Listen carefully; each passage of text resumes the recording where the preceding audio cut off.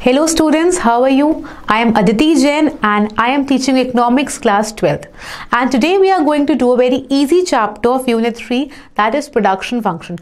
A very easy and a very scoring chapter. ठीक है? Production function. यहाँ पे हम producers हैं और हम producers की तरह ही सोचेंगे.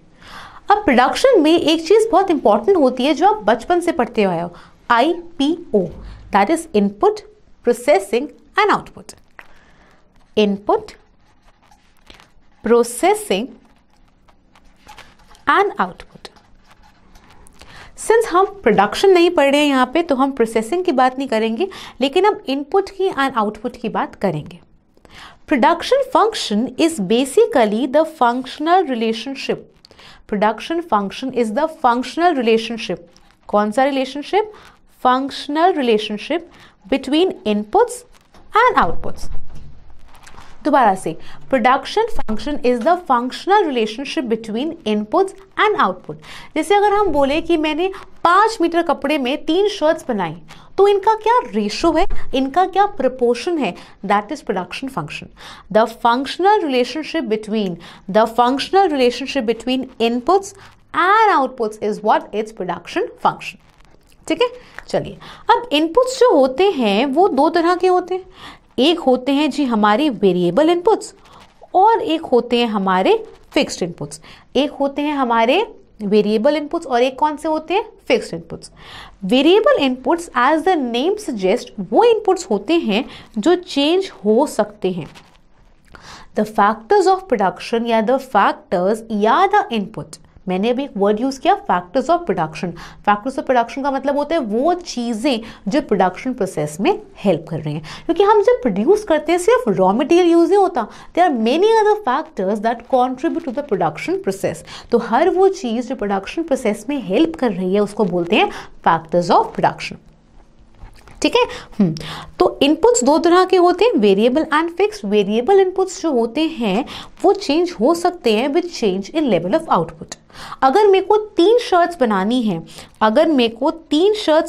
है तो अकॉर्डिंगली इनपुट लगेगा, दैट इज मान लेते हैं 5 मीटर लगेगा. अगर मुझे 6 शर्ट्स बनानी है तो ये 5 का 10 मीटर लगेगा. दैट इज अगर मेरी प्रोडक्शन चेंज होगी, अगर मेरा आउटपुट चेंज होगा तो ऑटोमेटिकली मेरा इनपुट चेंज होगा. तो जो चेंज होता है with change in level of output, जितना प्रोडक्शन करना है, जितना आउटपुट बनाना है, जो उसके साथ चेंज होता है, that is production function. Sorry, that is variable inputs. Fixed inputs वो होते हैं जो आपके चेंज नहीं हो सकते. फॉर एग्जाम्पल मशीन, मैंने 3 शर्ट्स बनाई, मेरे पास एक मशीन है. अब अगर मेरे को 6 शर्ट्स बनानी है तो क्या आप मशीन को चेंज कर दोगे? बिल्कुल भी नहीं.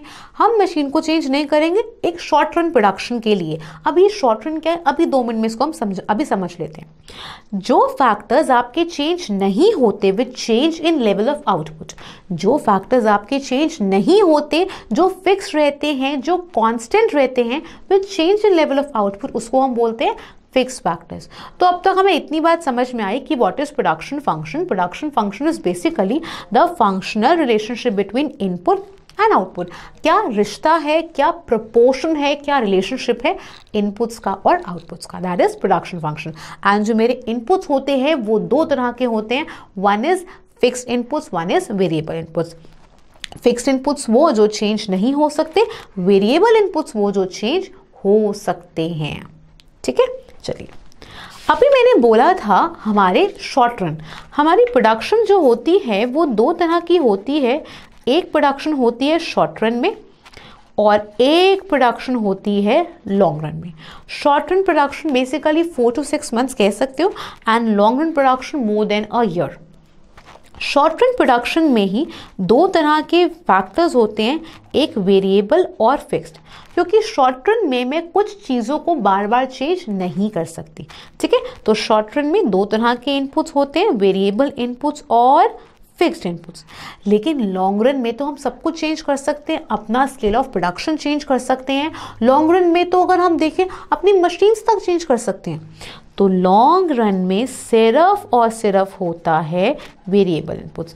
1 मार्क में बहुत मस्त क्वेश्चन बन सकता है ट्रिकी सा इस बात पे। शॉर्ट रन में क्या होता है? शॉर्ट रन में होता है variable inputs and fix inputs. 2 तरह के इनपुट्स होते हैं, variable and fix. And long run में सिर्फ क्या होते हैं? Variable inputs. आइए पहले इन चीज़ों को पढ़ लेते हैं, फिर हम चलेंगे अपने आउटपुट पे। सबसे पहले production function. Production function is the functional relationship between inputs and outputs under a given technology. Technology हम क्या मानते हैं यहाँ पे? कांस्टेंट है या गिवन है। इनपुट्स 2 तरह के होते हैं, एक फिक्स्ड और एक वेरिएबल। फिक्स्ड वो होते हैं जो चेंज नहीं हो सकते, वेरिएबल वो होते हैं जो चेंज हो सकते हैं। Then comes the definition of fixed factors of production. 1 mark में आ सकता है, सिंपल सी बात है। fixed factors of production वो होते हैं which does not change with change in level of output, and variable factors वो होते हैं जो change होते हैं with change in level of output. तो fixed factors of production are those factors which cannot be changed in short run like machine, land, equipment. ध्यान रखना सिर्फ शॉर्ट रन में, बिकॉज लॉन्ग रन में इन सब चीज़ों को आप चेंज कर सकते हो। And variable factors of production are those factors which can be change. Words का इंपॉर्टेंट है यहाँ पे कैन नॉट एंड यहाँ पे can, which can be change in the short run. Raw material, power, ordinary labour. ठीक है, next आता है आपके पीरियड। हम 2 पीरियड की प्रोडक्शन कर सकते हैं, एक हम कर सकते हैं शॉर्ट रन, एक हम कर सकते हैं long run. Short run production basically वो होता है जिसमें फर्म कुछ फैक्टर्स को चेंज नहीं कर सकती, एंड लॉन्ग रन वो होता है जिसमें वो सारे फैक्टर्स को चेंज कर सकती है। इनकी डेफिनेशन आनी बहुत डिफिकल्ट है, लेकिन अगर आए तो हमें पता होनी चाहिए। A short period refers to the period of time in which a firm cannot change some of its factors like plant, machinery, building, and a long period is a period during which firm can change all its factors of production including machines, building, etc. अब एक बहुत important बात जो आप लोग highlight कर लो important points में, कि the distinction between fixed and variable input is made only during short run. ये जो 2 तरह के मैंने फैक्टर्स बनाए फिक्स्ड और वेरिएबल, ये सिर्फ शॉर्ट रन में है, क्योंकि लॉन्ग रन में सारे फैक्टर्स क्या होते हैं? वेरिएबल होते हैं। लॉन्ग रन में सारे फैक्टर्स क्या होते हैं जी? वेरिएबल होते हैं। ठीक है, चलिए आगे। हाँ जी मैम, तो अब तक हमने समझ लिया प्रोडक्शन फंक्शन क्या होता है, फिर हमने समझ लिया कि इनपुट्स क्या होते हैं। अब चलते हैं कि आउटपुट्स क्या होते हैं। 3 तरह के हमारे आउटपुट होते हैं या 3 तरह के हमारे प्रोडक्ट होते हैं। Total product, average product and marginal product. Total product, average product, marginal product, प्यार से टीपी, एपी एंड एमपी। आइए इसको समझते हैं कि व्हाट इज ये सारी चीजें। हमारे आउटपुट या हमारे प्रोडक्ट 3 तरह के होते हैं।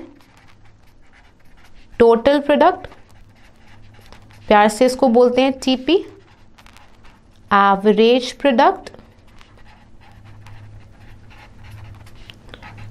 AP and marginal product.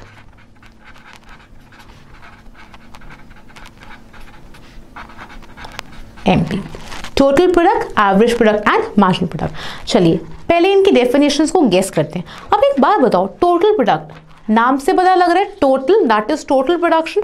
तो it refers to the total production जब हमने इंप्लॉय करा वेरिएबल एंड फिक्स फैक्टर्स को। जब हमने वेरिएबल एंड फिक्स फैक्टर्स को एक साथ इंप्लॉय करा तो जो आपकी टोटल प्रोडक्शन हुई है, total production, total output, that is what total product. So it also refers to total volume of output produced. Total volume of output produced. जब मैंने fixed factors को और variable factors को साथ में employ कर दिया। Then आता है average product. Average का मतलब क्या होता है? Per unit output. जब मैंने एक इनपुट लगाया है, जब मैंने एक यूनिट लगाया है इनपुट का, उससे मुझे कितना आउटपुट मिलेगा। जैसे 1 मीटर में मेरी कितनी शर्ट बनेगी, आधी शर्ट बनेगी, पौनी शर्ट बनेगी, कितनी शर्ट बनेगी, तो that is per unit output. तो it is the per unit output. It is obtained by dividing TP upon units of variable factor. It is obtained by dividing total product by units of variable factor. तो total product, total volume of output जो हमने produce करा है जब मैंने fixed और variable factor को साथ में एम्प्लॉय करा है, and average product is basically the per unit output produce जब हमने फिक्स्ड और वेरिएबल फैक्टर के एक यूनिट को एम्प्लॉय करा है। It is obtained by dividing total product by units of variable produce. हम इसको भी डेफिनेशन में लिख सकते हैं कि it is obtained by dividing total product by units of output produce. अब आता है marginal product.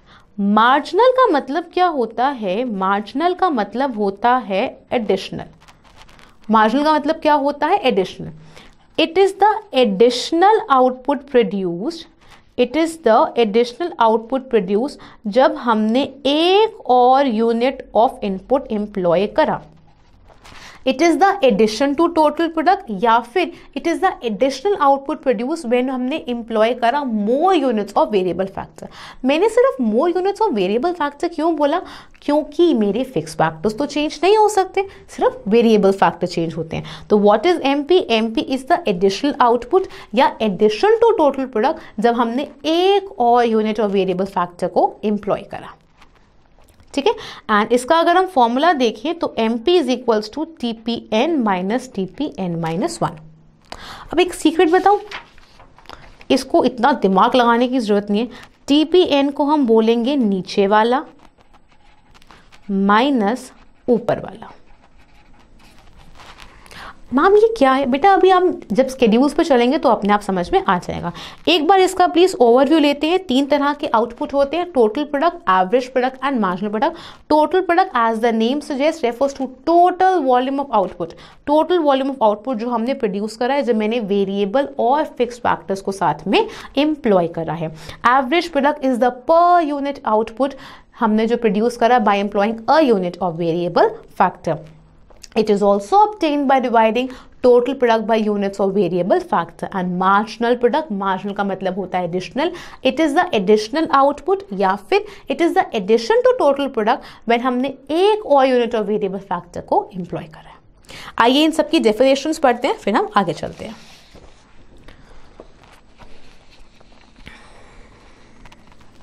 तीन तरह के होते हैं, total product, average product and marginal product. It is sigma MP, that is TP जो होता है, अगर मैं सारे मार्जिनल्स को ऐड कर दूंगी तो आपका टोटल आ जाएगा। Average product total product upon में units of variable factor, marginal product TPN minus TPN minus 1। TP, it refers to total volume of goods and services produced by a firm with given inputs in a given period. Total volume of goods and services जो हमने अभी इससे पहले बनाया था, मैं अभी आपको टाइम दे दूंगा, आप उसको नोट कर लेना। अगर आप उतना भी लिखाओगे तो you will get marks on that. It refers to total volume of goods and services produced by a firm with given inputs in a given period. Average product, it is the per unit output of variable factor. It is obtained by dividing total product by total number of units of variable factor. Marginal product, it is the addition to total product when an additional unit and एक single when an additional unit of variable factor is employed with fixed factors of production. ठीक है, आगे चले। अब बेटा जी इस chapter में जो बहुत ही इंपॉर्टेंट चीज आती है, अब हम उस पर चलते हैं। एक बार मैं तीनों के फॉर्मूलाज लिख देती हूँ आपको। What is TP? TP is sigma MP. What is AP? AP is TP upon units of variable factor. And what is MP? MP is TPN minus TPN minus 1।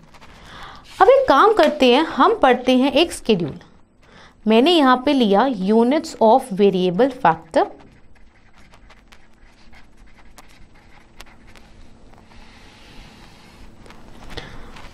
Total product,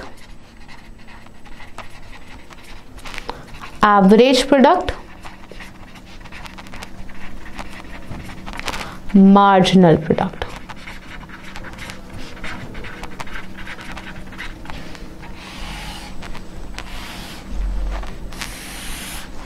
ठीक है, अब हमें हर chapter में एक schedule याद करना होता है। इस चैप्टर में जो हम स्केड्यूल बना रहे हैं आपको वो याद करना है। याद आपको सिर्फ इसमें करना है एमपी को। और एमपी को क्या याद करना है? 2 का टेबल तो सबको आता है, बस 2 का टेबल याद करना है और कुछ नहीं करना। ठीक है, मैंने पहले वेरिएबल फैक्टर्स लिए 0, 1, 2, 3, 4, 5, 6, 7। अब इसको एक बार लाइंस बना देते हैं ताकि किसी को कंफ्यूजन ना हो। ठीक है, अब आपने क्या याद करना है? डैश 246 420 -4, 246 420 -4, 246 420 -4। एक काम करते हैं, इसको 8 करके एक -6 भी लिख देते हैं। क्या लर्न करना है? 246 420 -4 -6, 246 420 -4 -6। आपको एमपी याद करना है, 246 420 -4 एंड -6। अगर मैं इस एमपी को, अगर मैं मार्जिनल प्रोडक्ट को क्यूमुलेटिवली ऐड करूंगी, जैसे हम 11th में सीएफ निकालते थे, अगर मैं इसको क्यूमुलेटिवली ऐड करूंगी तो क्या आ जाएगा? मेरा टीपी आ जाएगा। तो फर्स्ट में डैश 2, 2 + 4 6, 6 + 6 12, 12 + 4 16, 16 + 2 18, 18 + 0 18, 18 - 4 14, -6 8। हमने ये याद करना है और इससे हमको क्या करना है? इसको करना है। अब अगर मैं इसको डिवाइड करूंगी इससे तो मेरा ये आ जाएगा एपी। तो 2/1 2, 3 4 4, 3.6 3 2 एंड 1। अब चलते हैं अपने रिलेशनशिप्स पे। बहुत ध्यान से समझेंगे, कुछ नहीं करना। अगर आपको ये स्केड्यूल समझ में आ गया तो आपको रिलेशनशिप समझ में आराम से आ जाएगा। अभी हम जो कंपेयर कर रहे हैं, चलिए इट्स बेटर। अब हम जो कंपेयर कर रहे हैं, हम टीपी को और एमपी को कंपेयर कर रहे हैं। मैं 3 ब्रैकेट्स बना देती हूँ, 1 2 एंड 3।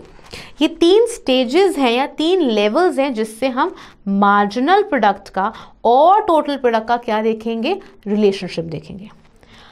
ओके, एमपी इंक्रीज कर रहा है। अब जरा हम देखते हैं टीपी को। पहले कितने का एडिशन है? मैम पहले 4 का एडिशन है। फिर कितने का एडिशन है? मैम 6 का एडिशन है।